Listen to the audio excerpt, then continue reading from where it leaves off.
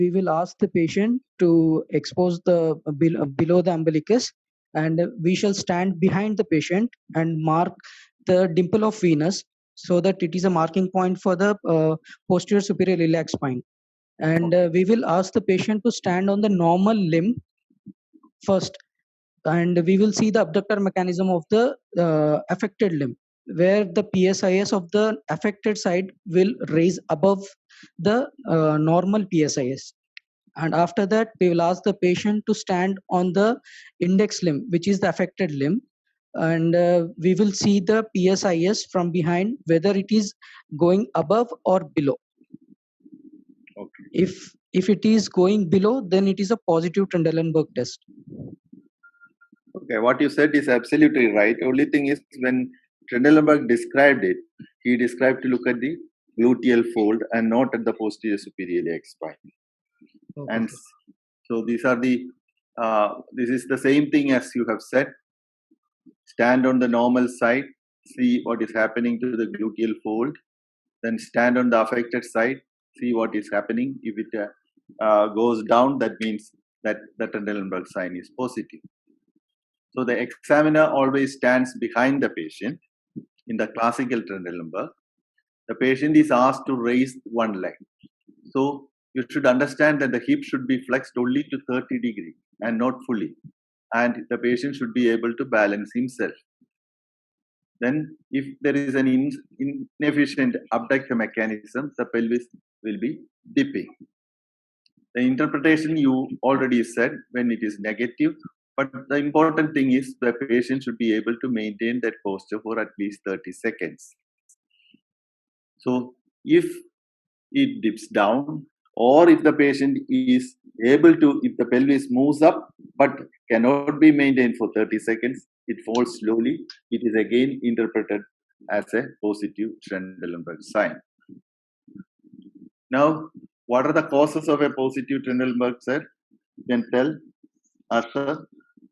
Sir, causes for the positive test is any weakness in the abductor mechanism or musculature, and mm, or any discontinuity in the abductor mechanism. Okay. Yeah. It is easy to remember that. There are three things. One is the liver pathology, and it can be remembered as bending or breaking of the liver. Bending the liver as in the case of coxa vara, or breaking the liver as in the case of a non-union fracture necrophilia. Or it can be a failure in the fulcrum, that is destruction of the femoral head or dislocation of the femoral head. And finally, the gluteus muscle weakness, as in paralysis or Perthes disease. Paralysis usually occurs following poliomyelitis, and commonly nowadays L5 radiculopathy. So if you remember these 6 words, that is bending and breaking, destruction, dislocation, paralysis or Perthes, you will be able to tell at least 5-6 causes of a positive Trendelenburg in a stretch. Okay? Okay, sir. Okay. The prerequisites you have already said. Patient should be able to stand for 30 seconds, no gross limb length inequality, no fixed coronal plane deformity. Suppose there is an abduction deformity, the pelvis will be at a lower level, so it will give a false positive.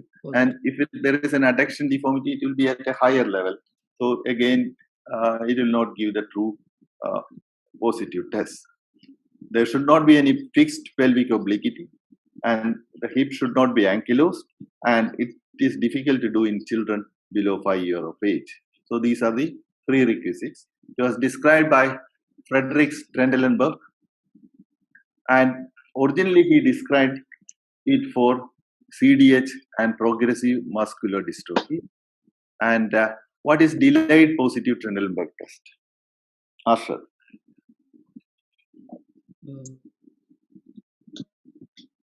If you don't know, you just tell.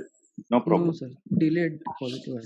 Delayed positive test means several people have an initial negative Trendelenburg test, but after standing for a short time with the pelvis raised, it gradually begins to fall. This is called as a delayed positive Trendelenburg test. This is seen in patients with minimal abductor weakness. Okay, so initially the abductors are powerful enough to lift the pelvis of the opposite side, but gradually it cannot sustain it, and therefore the pelvis drops down. This is called as a delayed positive Trendelenburg. What is assisted Trendelenburg test? Sir, in this, the examiner stands in front of the patient and asks him to hold his palms. And whenever we are testing the index limb, the patient exerts pressure on the opposite palm of the examiner so that he could balance himself. So that's right. So standing and holding the examiner's hand. So the pressure will be in the opposite hand. That is the most important thing.